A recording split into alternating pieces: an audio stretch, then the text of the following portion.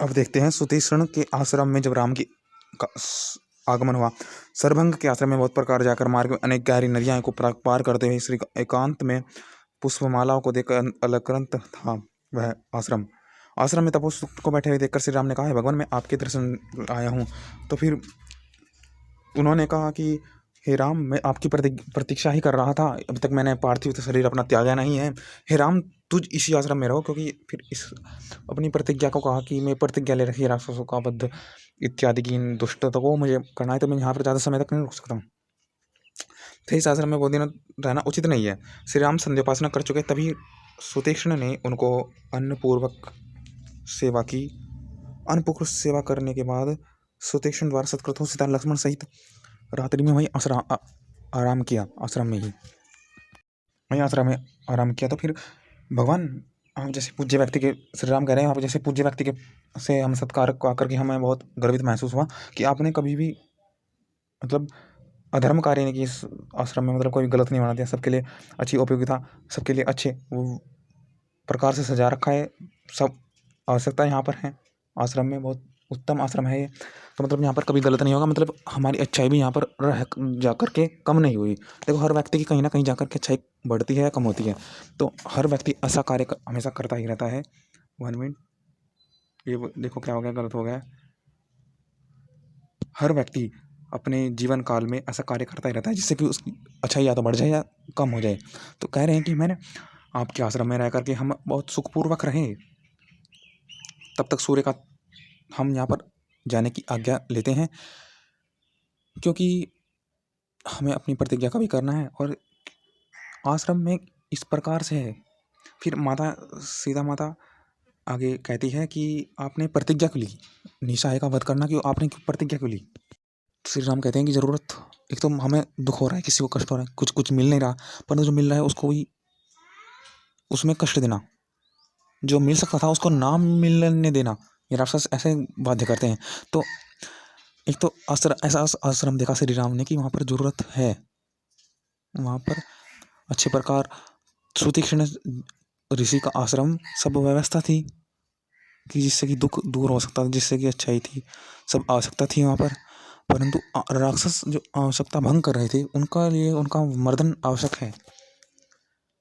विदा होकर आगे चले कि तो इसमें माता सीता कह रही है कि कामासन व्यक्ति 3 प्रकार के माने गए हैं। एक तो मिथ्या भाषण करने वाला पाप है, उससे भी अधिक पाप है परिस्थिति गमन करने वाला, सबसे अधिक पाप है कि जीव जंतुओं का निहार्थ हत्या करना।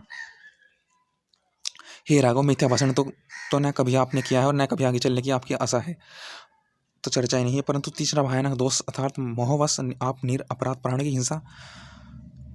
तो माता सीता अभी प्रश्न रख रही है, कह रही है, अपनी बात कहने का प्रयास कर रही है कि स्नेहपूर्वक कहने का प्रयास कर रही है। उसी प्रतिज्ञा को पूर्ण करने के लिए आप धनुष बाण धारण करके लक्ष्मण से दंड नामक प्रसिद्ध वन में जा रहे हैं। अच्छा नहीं लग रहा मुझे, आपको शिक्षा नहीं देती, पर स्नेह और सम्मान के कारण आपको स्मरण कराती हूँ बस। देखो, माता सीता ने कहा कि आपको स्मरण करा रही हूँ मैं स्नेह के कारणवश, बिना अपराध लोगों के वध के लिए। हे आर्य, शस्त्र धारण करने से बुद्धि मलिन हो जाती है, अतः आप वन में शस्त्र द्वारा राक्षसों के वध का विचार त्याग दीजिए।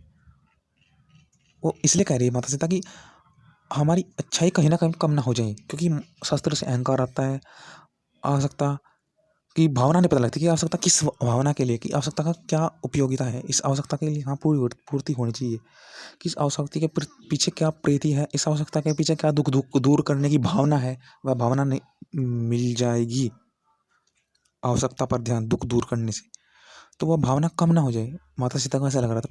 तो माता सीता कह रही, तुम्हें अच्छाई भान हो रही है, अच्छाई के लिए करो तुम। तो फिर माता सीता को कहते हैं, श्री राम कहते हैं कि हे सीता, तुम जो कह रही है वह भी सही है कि अच्छाई के लिए व्यक्ति को करना चाहिए, जो अच्छाई जो व्यक्ति हमें भान हो रही है उसके लिए प्रयास करना चाहिए, उसके लिए करना चाहिए। परंतु जो अच्छाई पर ही आघात करे, जो हमारी आस्था पर ही आघात करे, उसको तो क्षमा योग्य नहीं है। जो हमारी यज पर ही प्रहार करे, जो हमारी अच्छाई पर मिलावट करने का, हमारे भावनाओं को कमजोर करे, अच्छाई की भावना है तो उसको तो देखो समा नहीं किया जा सकता, उसको तो राक्षस का वध उचित है। तो फिर सब सीता माता को इस बात समझा के फिर वह आगे वन की ओर प्रवेश करते हैं कि तो माता सीता तो कहती है कि हाँ, अच्छाई के लिए करना है, तो कि तुम भी सही कह रही हो, परंतु अच्छाई को भी तो सुरक्षित भावना है, तो हम सब भी अच्छाई जो भावना हुई उसके लिए करना है, करें। जब तो आपको अच्छाई का पता लगेगा कि हाँ ये अच्छाई है, जब तो अच्छाई है लग रही, मैं इसके ऊपर इसके और जा रहा हूँ तभी तो मुझे अच्छी लग रही है, तो उसके लिए करूँ, करने को तो मेरा मन चाह रहा है, तो करो ना, कि मैं कर सकता हूँ, हमारा अच्छा है, मैं इसके लिए मेरी प्रीति है कि मुझे दुख नहीं पसंद, कि मुझे इसमें हानि नहीं पसंद, मुझे चाहिए इससे मुझे कष्ट ना हो, अपने लिए यह चाहिए मुझको, इत्यादि भावना। हमें अच्छाई की अच्छाई तक जानना है, इसलिए उसके लिए करना पड़ा, अच्छाई की अच्छाई को जानना है।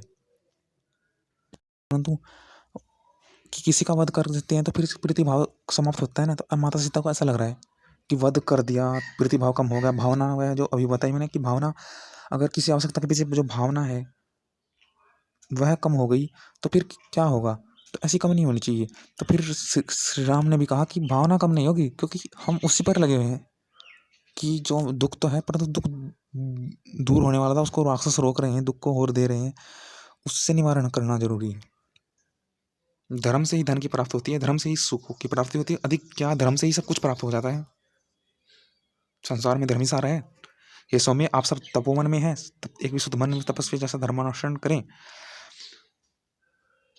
मैंने स्त्री स्वभाव सुलभ चपलता बस ये सब बातें आपसे कही हैं, भला आपको धर्म उपदेश कौन दे सकता है? आपके भाई तो लक्ष्मण के साथ अब विचार कीजिए। श्री जी माता कह रही हैं कि मैं तो अपना स्वभाव बस बातें कह दी हैं, अब आपको उचित लगे लक्ष्मण जी से बात कीजिएगा। वैसे आप धर्म को जानते हैं, आप धर्म उपदेशक हैं।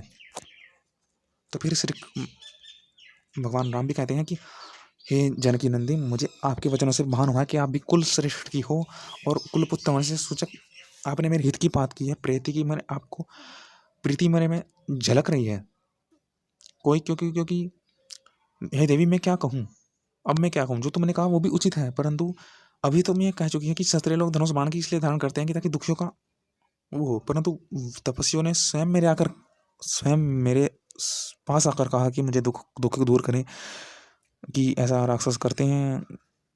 तो एक तो मेरा उनसे जिम्मेदारी है कि सीधे मैं अपने प्राण त्याग दूंगा, लक्ष्मण सहित तुम्हें छोड़ सकता हूँ, परंतु अपनी प्रतिज्ञा को विशेषकर उस प्रति जो ब्रह्मांडों के समक्ष, क्योंकि सत्य मुझे सदा प्रिय है, कभी नहीं छोड़ सकता। हे वैदेही, ऋषियों के बिना कहेगी कि मुझे अपनी रक्षा करनी चाहिए, उनकी रक्षा करनी चाहिए, फिर मैंने तो उनकी रक्षा की प्रतिज्ञा की है।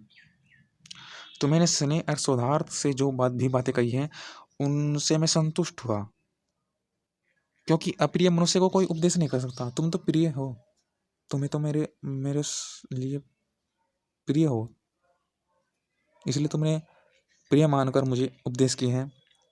हे सीते, तुमने अपने तथा अपने वंशज की मर्यादा के अनुकूल उचित ही कहा है।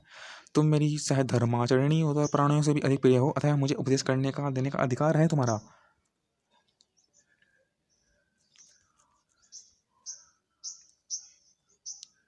अभी अभी आगे में आश्रम में घूमते रहे, आगे की चर्चा फिर बाद में करेंगे।